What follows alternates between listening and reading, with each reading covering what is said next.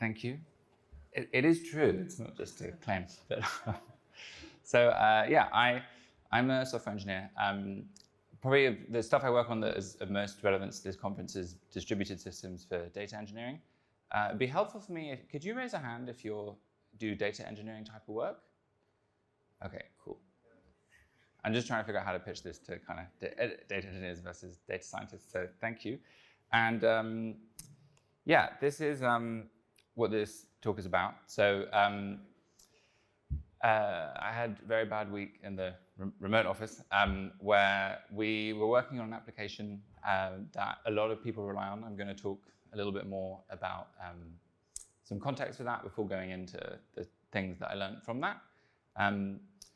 But what was a challenge was the cloud service provider went out. And I never expected that, like, the data lake of, I can't name who, and there's some IP in this talk, so I'm going to be a bit abstract, but of someone like Microsoft or Amazon, that kind of person, that they would have an outage, and that made, we really just couldn't do anything. If you can't access where all your data is, you then have some kind of time to reflect and think about how you could do things better, which is the reason I did this talk. So this is the software that I work on. So this is going to be a bit of the context to then kind of talk through some of the design patterns and how to make them better, or how to make them more maintainable and get through outages like this. But the use case is that if you're doing threat hunting, if you're in cybersecurity, you might be looking for an IP that you know is tied to a command and control server that a malicious actor is using, or a domain related to a hack that's happened. And you're therefore very often trying to solve a needle in a haystack problem. So you have tons and tons and tons of firewall logs. That's one of the main products the company I work for sells.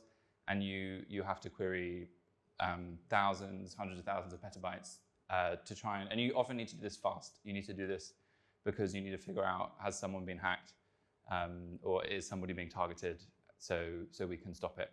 So this is the kind of business problem, and I'm going to simplify this to suppose you're a researcher, you want to run one SQL like select IP, where IP equals this malicious one that you know, but you don't want that to run on just one database. You want it to run on thousands and thousands and thousands and thousands of tables, and you want the result aggregated back.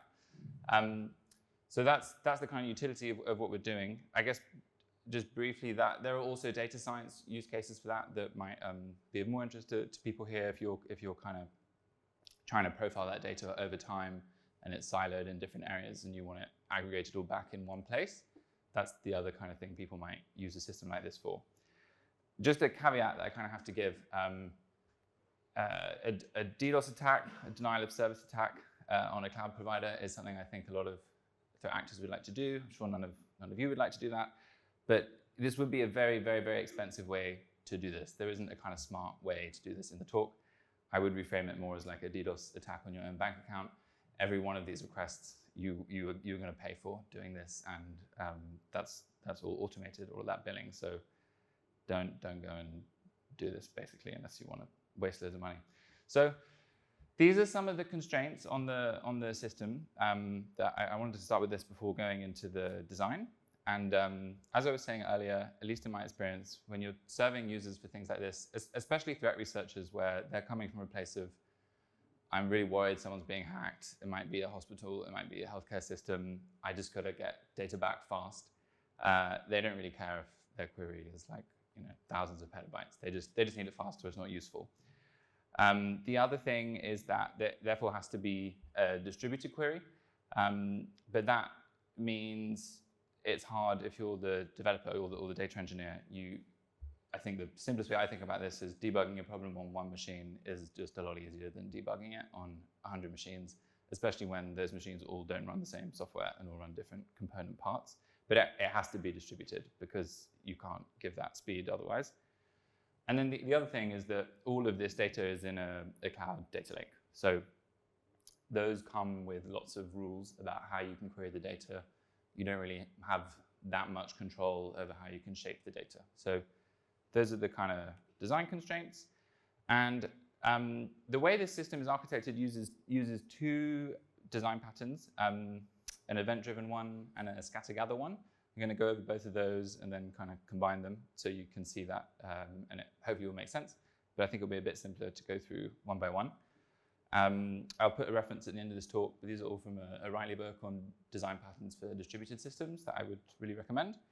And this is, the first one is just an event-driven pattern. So this is the simplest way I could think of doing this, where you in a way that is maybe a bit more modern, where a user says they want to have the data processed, an API will say, yeah, no problem, but you're going to have to wait like 10 minutes to get the data. I won't send it back to you right now. And then it's going to wake up some service. So this bit is not, the bit that actually goes and gets the data is not always on. It only responds to an event. And in a modern kind of cloud native stack that a lot of people use these days, that will almost always be a function as a service. So that could be AWS Lambda, Azure Functions, GCP Cloud Functions, pretty much. I think DigitalOcean has a similar offering too. All the cloud providers offer something like that. And it's often called serverless too, but I kind of think of it as event-driven because you only pay for the events that you consume. So basically, you're not consuming resources unless something has been sent to it. So that's a kind of event-driven pattern, and that I think works well when you need to do things and you want to pay less for them. So if you thought at the start, if I need to get data back to a user very quickly, that might be expensive. I might need to run like 100 cloud functions to do that. But I don't want to pay for 100 cloud functions to be on all the time, so I only want that to fire up in response to this event. The next design pattern is called a scatter-gather pattern. And this is more kind of in relation to the part where you might have one SQL query that you might want to run across 10,000 tables. So there you can't just hit one table. You need to go and talk to a bunch of tables, scatter out your queries, and bring them back together.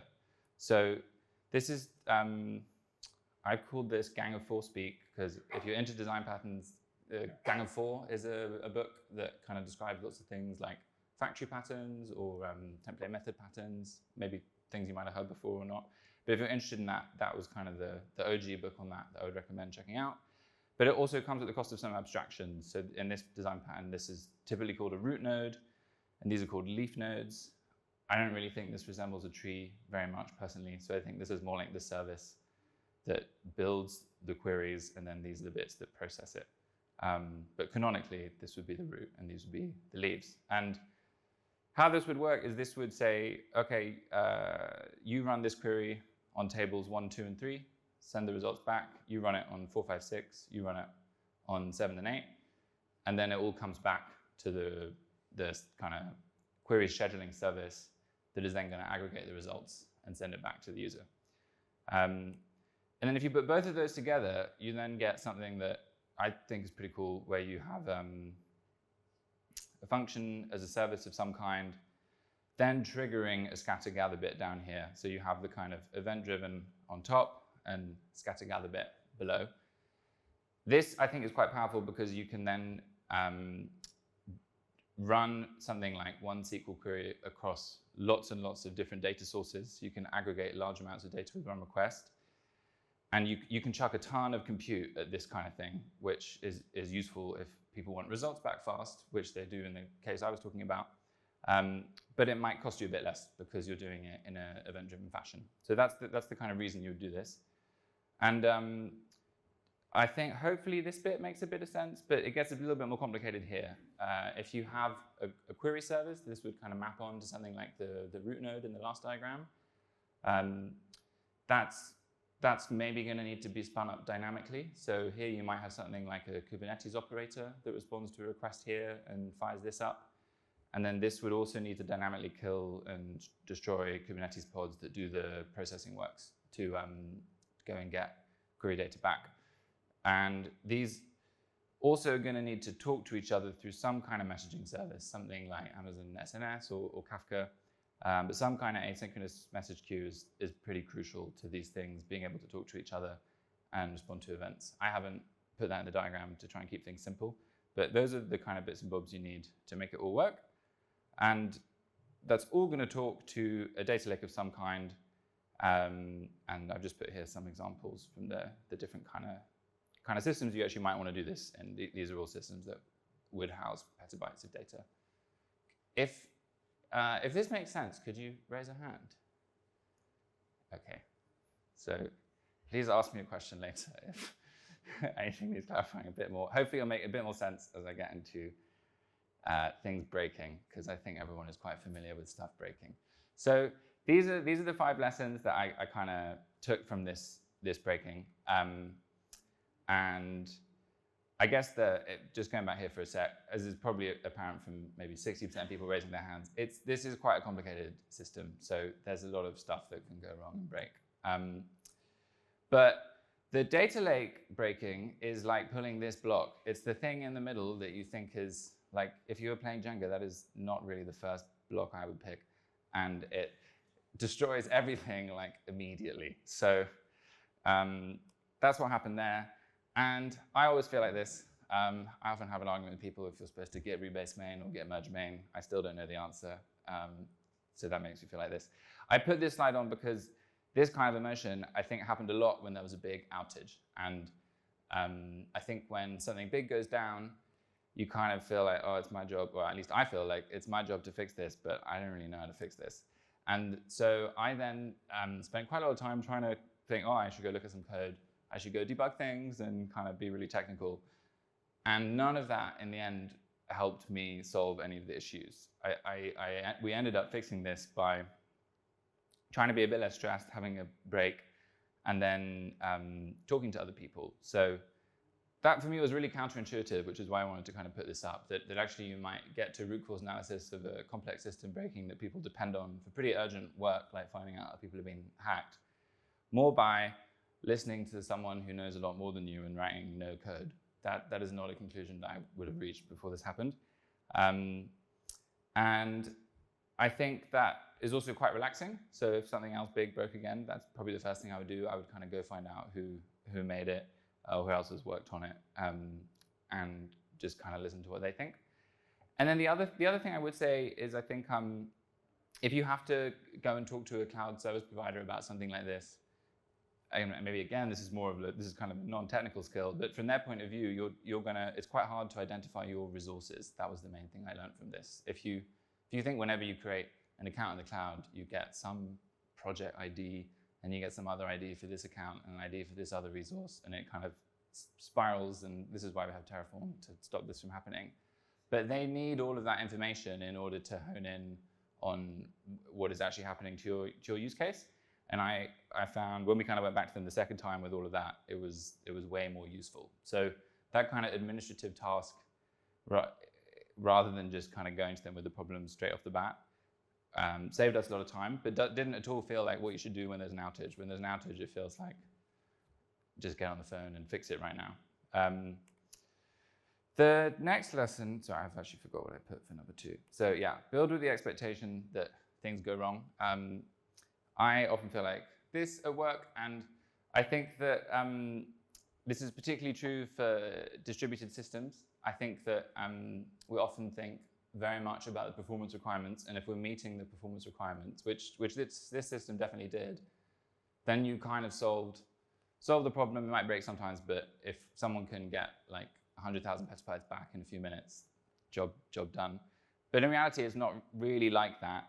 And I think that these kind of things are actually a lot better if you focus on error handling a bit more than performance. So one of the things that, well, all the things I learned on this slide, but one of the main things is you can't really return a status code when a job goes wrong. If you send an event, like a request to an API that then triggers some function as a service that then launches like a bunch of things in Kubernetes, you can't really just say back like, I don't know, 503 upstream error, or you could, but it's pretty useless and kind of annoying if you're trying to debug it. And that ties into that next point, that another challenge, I think, when designing distributed systems is that there are always multiple points of failure. So you don't just have a single point of failure like an API, you have multiple different component pieces, which creates more things that can go wrong. So less pieces is generally better, but that's a real, at least in my experience, a real challenge when designing a good distributed system. It always is a bit easier if you just add another thing onto the stack. 2 kind of things I found that could mitigate against both of those problems are this one around keeping the way you store metadata as separate to the rest of the system. So by that I mean, if you imagine that first request talks to an API, you might then write the information on that job to something in a document store, some key value store, like MongoDB, for example. And then as you go through different stages of the system, you can then add, we're at stage 1, or like we've queried these tables, or if you have an error, like, I don't know, this table is broken, or actually you don't have permission for this table, you can add that onto the job document. I didn't really think that was such a big deal until stuff broke, and then I was really, really grateful that we designed stuff like this, because it meant that it was very easy to relaunch things, and it was very easy to debug, if a job has failed at some stage rather than another. And because it's just in like a key value document store, that's all separate to your distributed system, so it's much easier to work with. And then the last thing is, I also found it was a lot easier to fix things that had gone wrong if they'd been designed in an idempotent way. So I often get confused by what idempotent means, but I basically think about it like this, that if you give some function or some unit of work the same input many times over, it will always give you back the same output. There won't be side effects. Why that's useful for these kind of systems is that if you have multiple steps in the system, then if a job fails, it's kind of a pain if you have to retry all of the 10 jobs, or if you're trying to debug something and you have to spin up the whole stack and debug the whole thing. That's pretty time consuming. It would be a lot easier if you can just debug the query stage by spinning up just that query part. But in order for you to be able to do that, it needs to be idempotent. So it can't have side effects or other dependencies on the rest of the system, because then you don't have like a little container where you can debug things. And Apache Airflow is a tool that forces you to have idempotent tasks that I would really recommend for things like this.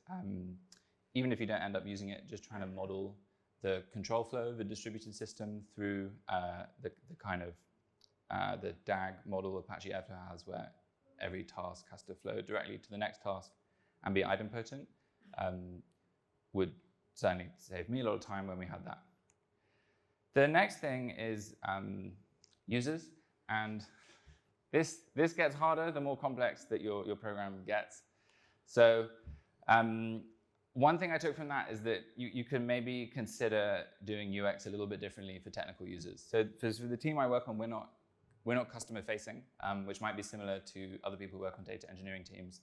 If your user is a data scientist, that's quite a different user to a typical consumer. But I think we often think about UX as like snazzy, React, interactive, cool stuff that is a model that actually is really different to what you might want on like an internal platform app for a machine learning expert.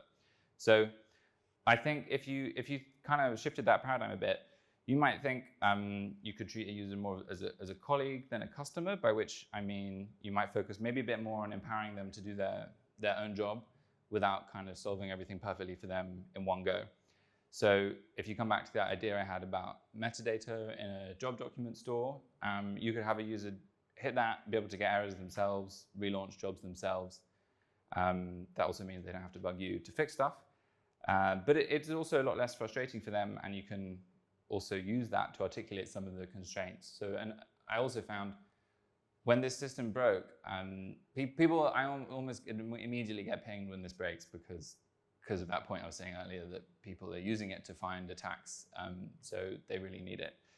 But they kind of stopped doing that when we put a little bit more metadata in. And in the case of us saying we'd had a cloud service provider outage, people understood that in a way that if this was like a customer-facing app, I wouldn't really expect people to get that. It would still be our fault. So I think, again, more about communication and saying what's going wrong and making that visible to your customers, I think is very useful. And just to go back, I am now on number 4 of the 5 things. So the flip side of user experience for technical users and technical users being nice kind of customers to have is that technical users often want to do really technical stuff, and that goes wrong. It's a lot more complicated than just like going on Amazon and putting something in your shopping cart. So if you think if you're threat hunting and you're writing SQL, you might like Has anyone written SQL longer than 300 lines? Okay, one. Oh, quite a lot of you. Okay. But threat researchers love to do that. And the brackets, as many people know, go wrong in many places. And that stuff takes ages to debug. And it also gets much, much, much, much harder to write optimal queries, at least in my view, unless you're some SQL god, the longer your SQL gets. So it's not that difficult to check is something valid SQL or not, but it gets a little bit difficult to validate when stuff gets really complicated, because you're then more likely to get logic bugs that would go through a SQL parser but won't actually lead to the result that someone wants. And I kind of thought, in a way, it's different to change the paradigm for validation. Rather than just checking if something is correct data, you might want to instead focus on how is it optimal. Like, does this use, suppose you had data that is sharded on I don't know, like latitude and longitude. How can you make use of that in your queries to get things back? We had much better results doing things like that. And this came up when stuff went down, because after it went down, we had a big backlog of jobs to get back up, and performance became quite critical. I also found that the more data you add, it generally adds more complexity when you're trying to interpret them. So if you get back loads of data that's aggregated from different tables, that needs to be reliable. And if you need very, very explicit errors on why something has failed or why it hasn't failed. But it was a bit of a shift for me to think about. I normally would put in an error, so like I could go in and get the stack trace and go and debug it.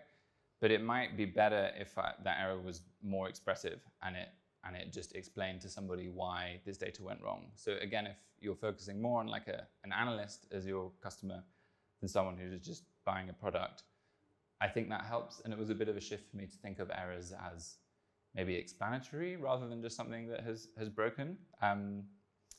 And then the one other thought I had here was that I noticed when things went down that different teams had totally different reactions. Like someone like a back-end data engineer didn't really care that much about stuff going down, because they could just script getting that one. They knew stuff would get back up in a week, and then they just automate in some scripts, kind of filling in their backlog, and they could write exponential back off and retry and all of that. So they weren't too worried about us kind of rate limiting them as we got stuff back up.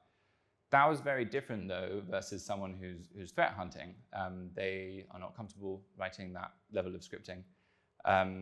And I think we often don't really think about different UX for different types of users. We might think about like targeting them with marketing that way, but we don't really think of like a different version of a site or a different kind of workflow depending on someone's skill set. And I think there might be a lot of value in doing that for data engineering stacks when so many different people want data for different things.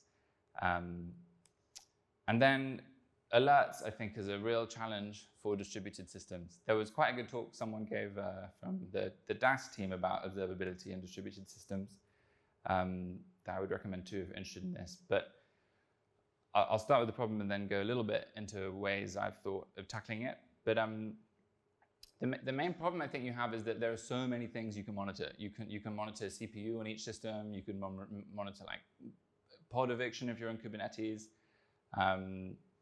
You could monitor your queue sizes in Kafka or whatever. But then you just get loads and loads of alerts, and quite often things scale up and go down. They are probably not chaotic systems, but they feel pretty chaotic to me, these kind of distributed systems. So I don't think it really works if you start with metrics of the kind that I just described. I think it works much better if you start with the outcome. So by that, I might mean instead of thinking like, when do we know CPU is too high, or like we're getting too many 506 status codes, we might start with like, what would it take for a user to get to the point that they're going to message us? And that would probably mean they've like tried to launch their job 3 times and it still doesn't work. But that's actually quite a hard thing to capture an alert on. I think most of the alert tooling I've seen is really good at like memory and CPU and stuff like that, and not very good at looking at kind of capturing things from the point of the person who's actually using it. And a way I found that is a bit easier to do is using something, I'll talk about this a bit later, using something like Apache Airflow, some kind of workflow abstraction that lets you have one service that handles all the different steps a job goes through in a distributed system, because then you have access to the metadata in a way that's closer to how the person using it actually behaves. You can see, did their Airflow DAG fail twice or 4 times or not?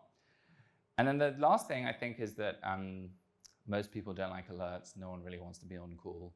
But maybe there are other ways you can have a process for that, like somebody owns this stack, another person owns that stack. And I think otherwise, noise just leads to stuff not really happening. But if anybody else has thoughts on observability for distributed systems, I would really like to talk after this, so please come say hi. I'm just going to recap then, and then go a bit into the last section on kind of how I would design a better version of this. So the first one was on getting to effective root cause, which for me was a lot less about code and debugging and more about listening and talking to people. Often, I think, for distributed systems, we build trying to focus on performance, trying to solve really hard performance problems and get things done fast. But actually, maybe we could focus more on building for reliability and maintainability. I think we could also shift our mindset away from kind of consumer-facing customers and more for internal technical customers. And especially when a job is complex, educating users on how to use it optimally and reduce room for user error, I think is pretty helpful. And then that last point on observability was maybe start with outcomes rather than metrics, and then you'll get a metric you might pay attention to.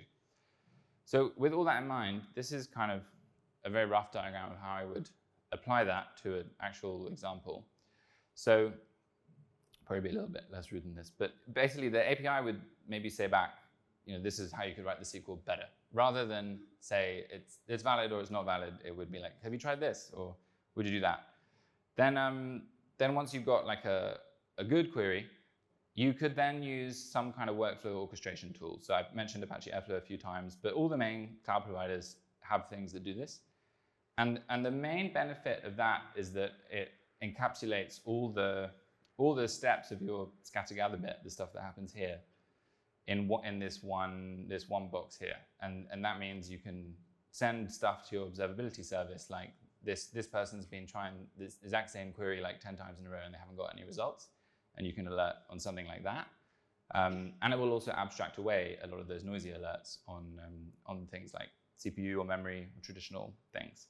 And it will help you write idempotent tasks too, because all of these things require you to break things down into different steps. And if each one of those is idempotent, it's much easier to debug and maintain, which also gives you, in the observability service, if you kind of separate that, a little bit more information on which bit broke. I think something I didn't really talk about in the last slide is once you have a metric that tells you some user's query has failed 5 times, you also want to be able to fix it quickly. But that's quite hard if you just know the job failed and the job involves many different steps. So I think also trying to write alerts and things like that from the point of view of the developer is pretty good too. If you get a stack trace to the actual step that failed, that's a lot more useful than just saying this job errored out multiple times. But to do that, you do need some kind of abstraction layer here that is going to encapsulate the whole kind of scatter-gather bit. So hopefully that makes a little bit more sense now. And getting towards the conclusion now, most of these points here are not really about technical skill and more about communication. This really surprised me and is probably the main thing I learned from this system going down.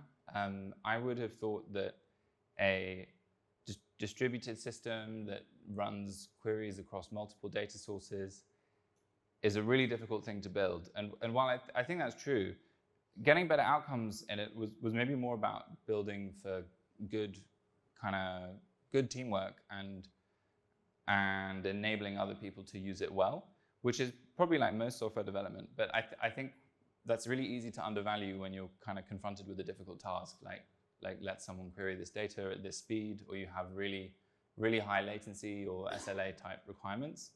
And I kind of wonder what more software might look like if we sort of built with those things in mind.